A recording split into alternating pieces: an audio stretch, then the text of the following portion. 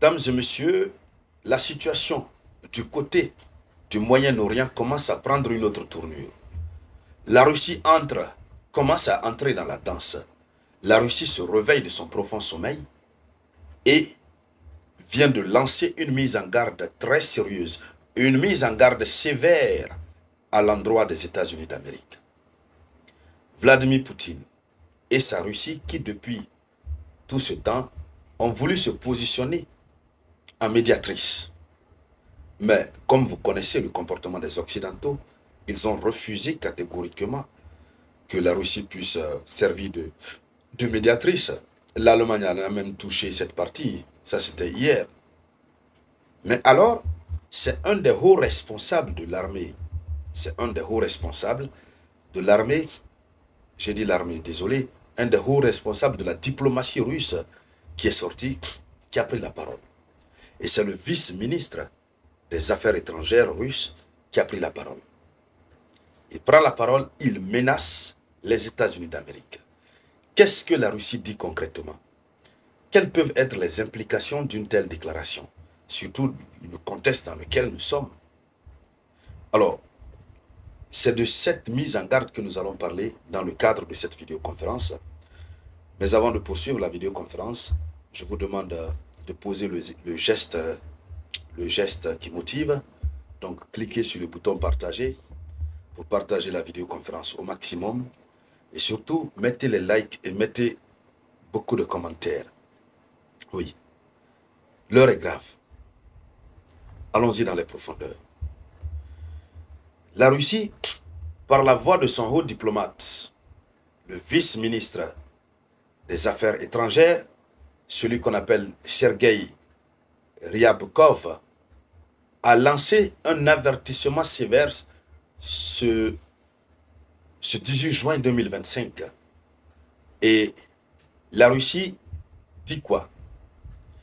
La Russie dit que l'implication militaire directe des États-Unis en soutien à Israël serait considérée comme un facteur de déstabilisation radicale au Moyen-Orient.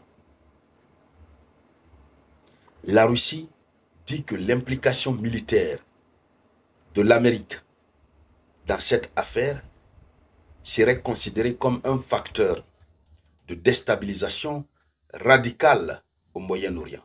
Facteur de déstabilisation radicale au Moyen-Orient. Cela nous renvoie à quoi? Partagez la vidéoconférence. Partagez.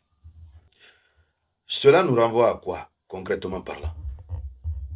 Alors, ça veut dire, est-ce que cela veut dire que la Russie s'apprête, elle aussi, à soutenir l'Iran? Puisque nous avons vu la Russie très réticente dans le cadre de son soutien direct à l'Iran. Parce que la Russie, actuellement, se présente comme étant ce pays qui cherche à préserver ses intérêts à côté des Américains. Et que la Russie ne voudrait pas entrer en conflit direct avec l'Occident, avec les États-Unis d'Amérique. Donc c'est pourquoi la Russie s'est présentée comme médiatrice. Mais la vraie question, quand la Russie parle de facteurs de déstabilisation radicale, à quoi est-ce que la Russie veut faire allusion? Voici l'une des questions qui se posent. Donc ce qu'il faut dire, Moscou a exhorté Washington à la retenue. La Russie demande de Washington de se retenir, de ne pas s'impliquer militairement directement. Et oui, tout le monde a vu que Israël ne peut plus rien si l'Amérique n'intervient pas. Israël ne peut rien. Et c'est pourquoi l'imminence d'une intervention militaire directe des États-Unis d'Amérique est vraiment cruciale pour aider Israël. Parce que comme on l'a expliqué dans les vidéoconférences précédentes, il est impossible pour Israël d'atteindre le niveau de l'Iran. Sauf si Israël est aidé par les États-Unis d'Amérique. Et même étant aidé par les États-Unis d'Amérique, ça causera toujours problème. Parce que l'Iran s'est bien préparé. Et l'Iran savait que ce jour allait arriver. Alors, la Russie demande à Washington de se retenir. Et cette position met en lumière la tentative de la Russie de limiter l'extension du conflit et de prévenir la confrontation, une confrontation plus large des puissances mondiales. Donc, ça annonce que la Russie risque vraiment d'entrer aussi dans la chose. Parce que si l'Amérique intervient, la Russie aussi va intervenir. C'est ce que ça veut dire.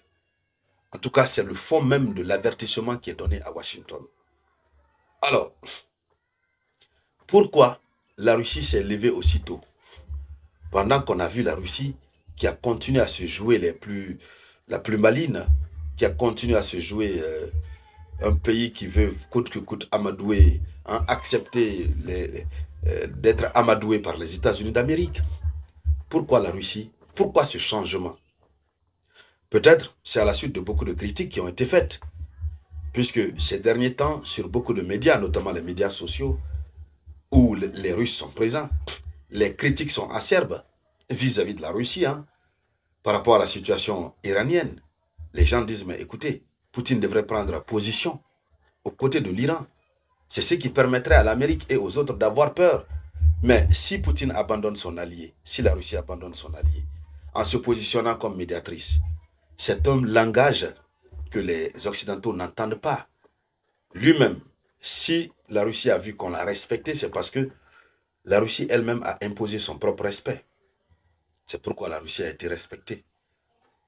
La Russie a imposé son propre respect. Et donc, pour imposer le respect de l'Iran, il faudrait quand même que ce soit la Russie ou la Corée du Nord, que les alliés de l'Iran se lèvent et fassent des déclarations. Ce qui permettrait à ces Occidentaux de mettre de l'eau dans leur vin. Mais sinon, hors de cet aspect, Donald Trump, il est très décidé, il est très engagé.